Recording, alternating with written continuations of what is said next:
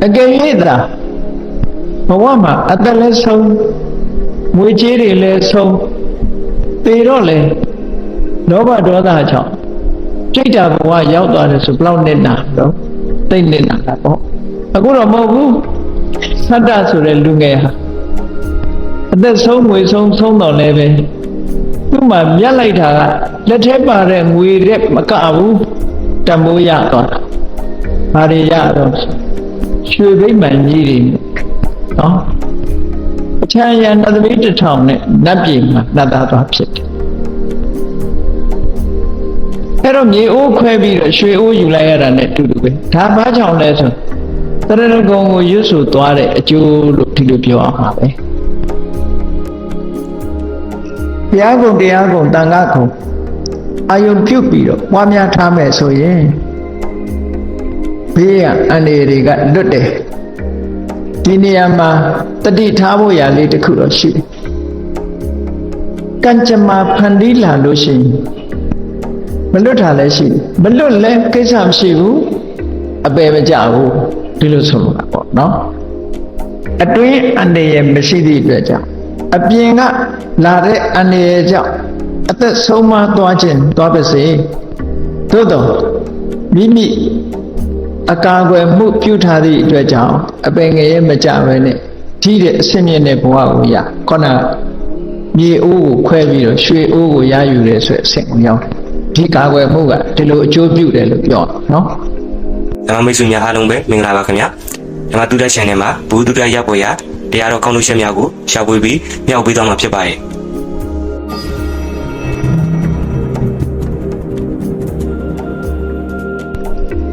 Yago Kwani and they got the Telo, Tiluji, the teacher, you saw. You saw Nelusura, Pablo Piora. We a day Kanchama Sura Sidiri, no? A day Kanchamaga, Panila, you know, which man did. I will do Piora also. We man now to them, Santa to the Lulin the Oshi. Take a do P. Dobiro, Pina ten. Shirungaro, Pina ten biro, Pina tapi swing. Seago Puzo, 8 p.m. biro, which is you biro, Seago, Jesus Sate, Pina Tate Kama, Dobi, Seago, Karoja. Eri Santa Lunga Diahale, did I make? Seadovasi Pina ten look Pinari PV so be Soreka, 8 p.m. biro, Seago Grobo so where you there. Eredon where you biro, Tolan Kayiga, Chatan biro, where you would turn, Etiquette Dongaro, paper money, Sebaga, to get showing we a sick, no? We a sick, Tantoya, Tocine, Cookie got a paper money go. We sura Saku cornet. The say cut out a Saku. But over the gang we asked so that cut. We took good Tambiro. Say I would Dobiro, Crow. Era Tamiari got 3 Chadore, Tula made Langani, then sound each other, Tore. Tabiro, you mabo. Era the Rinya Tare, Torema, and sound each other. Yes, of Yagale.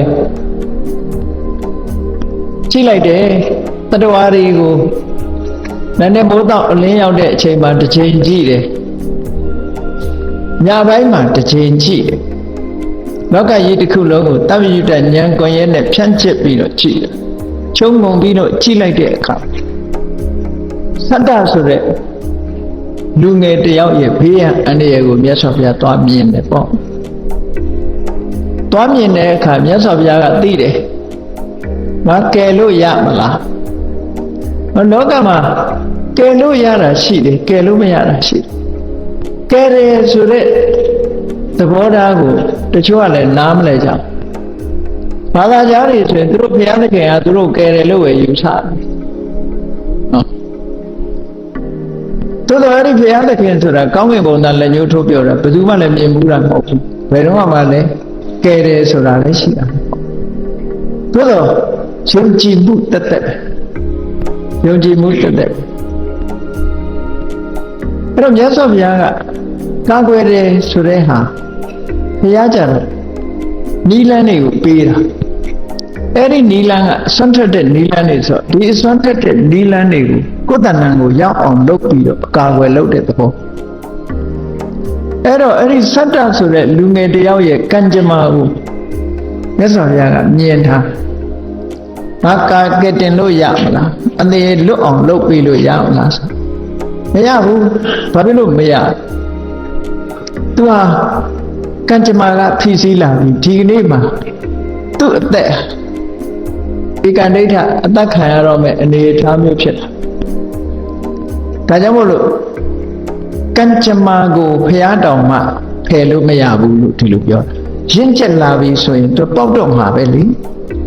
ပေါက်ထွက်တော့မဲ့အနေအထားမျိုးတစ်ခုရှိတဲ့ချိန်ဖယ်ရှားပြစ်လို့မရတော့ဘူးတော့မရရင်ဘာလို့อ่ะဆေးကုတဲ့လူလို့ပေါ့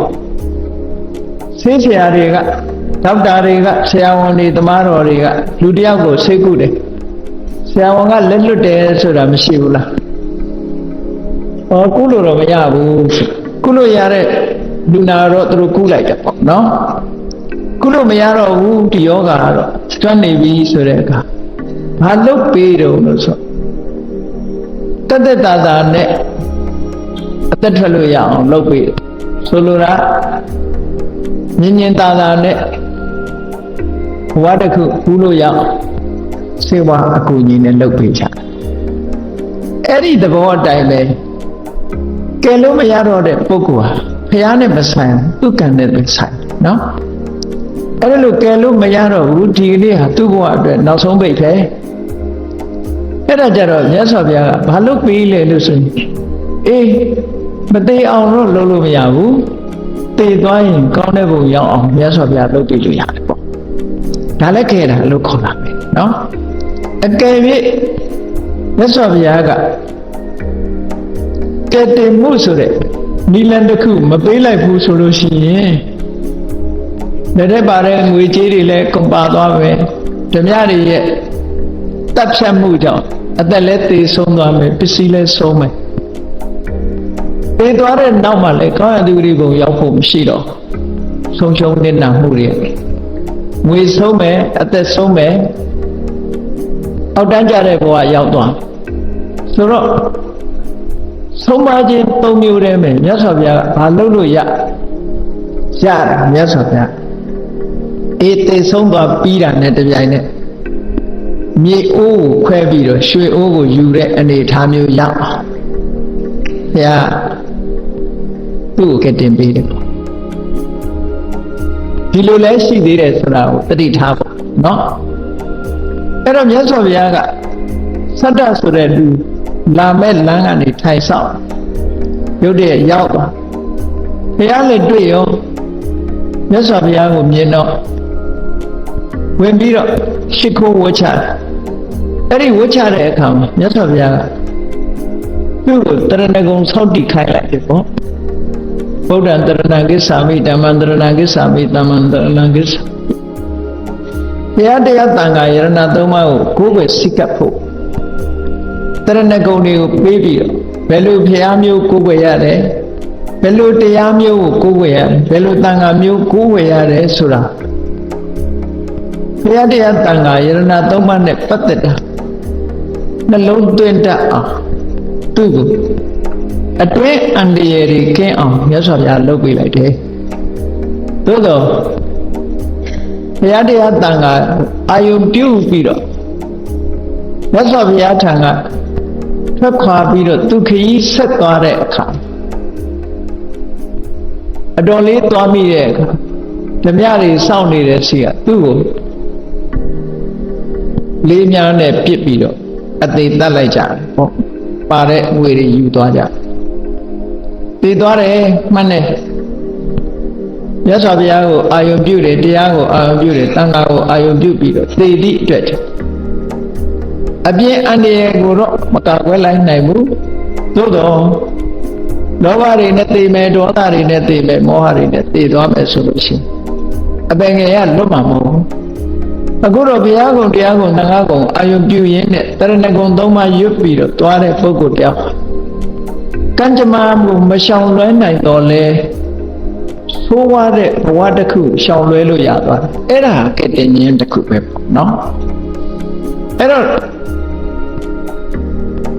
ရွေးစရာမရှိလို့ရွေးကြမယ်ဆိုလို့ရှိရင်တော့ဘဝဆိုတာတနည်းနည်းနဲ့ဆုံးသတ်မှာပဲဘယ်သူမှဒီတစ်ခါမသိလဲနောက်တစ်ခါသိမှာပဲအဲ့တော့ရွေးရမယ်ဆိုရင်ဘာရွေးရမလို့ဆိုရင်သေတာဆိုတာတော့တဘဝမှာတစ်ခါပဲသိမယ်သေပြီးရင်ကောင်းရသူတိကိုရောက်အောင်ကာဝယ်ဆောင်းရှောက်နိုင်တဲ့တရားဆိုတာတော့အလေးထားရမှာပေါ့အကယ်၍သာဘဝမှာအသက်လည်းဆုံးငွေကြေးတွေလည်းဆုံးသေတော့လေလောဘဒေါသကြောင့်ကြိတ်တာဘဝရောက်သွားတယ်ဆိုဘလောက်နဲ့နာတော့သိမ့်နေတာပေါ့အခုတော့မဟုတ်ဘူးသတ္တဆိုတဲ့လူငယ်ဟာအသက်ဆုံးငွေဆုံးတော့လည်းပဲသူ့မှာမြတ်လိုက်တာကလက်ထဲပါတဲ့ငွေရက်မကဘူးတမိုးရသွားတာဘာတွေရတော့ရွှေဘိမှန်ကြီးတွေနော်အချမ်းရနတ်သမီးတစ်ထောင်နဲ့နတ်ပြည်မှာနတ်သားသွားဖြစ်တယ်အဲ့တော့မြေအိုးခွဲပြီးတော့ရွှေအိုးယူလိုက်ရတာနဲ့တူတူပဲဒါဘာကြောင့်လဲဆိုတရဏဂုံကိုရွတ်ဆိုသွားတဲ့အကျိုးလို့ဒီလိုပြောအောင်ပါပဲအသက်ဆုံးတာငွေဆုံးတာကံကြမ္မာရဲ့ဖြစ်စီမှုကိုကာကွယ်နိုင်မြတ်စွာဘုရားရဲ့အဓိကကာကွယ်ဆောင်ရှောက်မှုကဒီဟာမဟုတ်ဘူးအတွင်းဉာဏ်ကအဓိကကာကွယ်ဆောင်ရှောက်မှုပဲအကယ်၍သာဘုရားကြွပြီးတော့မဆုံးမဘူးဆိုရင်တရဏဂုံသီလမပေးလိုက်ဘူးဆိုရင်ဒီကလေးဟာသေပါပဲငွေတွေလည်းဆုံးပါပဲတင်းနေစိနေပြီသို့တော့သူရန်သူတွေပေါ်မှာဒေါသတွေဖြစ်နော်ဝိကြီးအတွက်လောဘတွေဖြစ်နေသေဆုံးတဲ့အခါမှာအပင်ငယ်ကြရင်ကြသွားမယ်သို့မဟုတ်ပြိတ္တာဖြစ်ခြင်းဖြစ်သွားပေါ့ရရှိထားတဲ့ဘဝနဲ့နှိမ့်ချတဲ့ဘဝတစ်ခုကိုရသွားမယ်ဆိုကိုနစ်နာသွားအဲ့တော့ရသော်ဘုရားကအဲ့ဒါလိုမဖြစ်ရအောင်ကြွပြီးတော့တရဏဂုံသင်ပေးတာလို့ဆိုတာသတ္တမာနကဝိမာနဝတ္ထုဆိုတာရှိတယ်သတ္တမာနကဝိမာနဝတ္ထုအဲ့တော့ဘုရားကုံတရားကုံတန်ခါကုံတွေကိုရွတ်ဖတ်30လို့ဒီဘဝအန္တရာယ်ကင်းတဲ့ပုဂ္ဂိုလ်တွေလည်းရှိတယ်ဒီတဲ့ပိုအရေးကြီးတာနောင်ဘဝအတွက်အန္တရာယ်ကင်းသွားရင်ပိုကောင်းတာပေါ့ဒီလိုဆိုလိုတာပေါ့နော်အတွင်းထဲကအန္တရာယ်ကပိုကြီးမားတယ်အတွင်းထဲကအန္တရာယ်ကပိုကြီးမားဘာလို့ပိုကြီးမားဒီတဲ့အခါငရဲချသွားမယ်ဆိုဒီတဲ့ဆိုတာပေါ့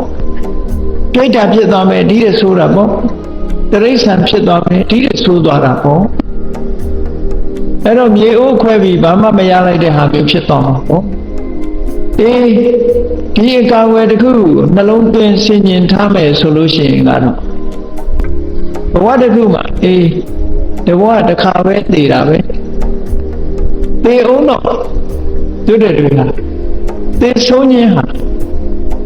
အရှုံး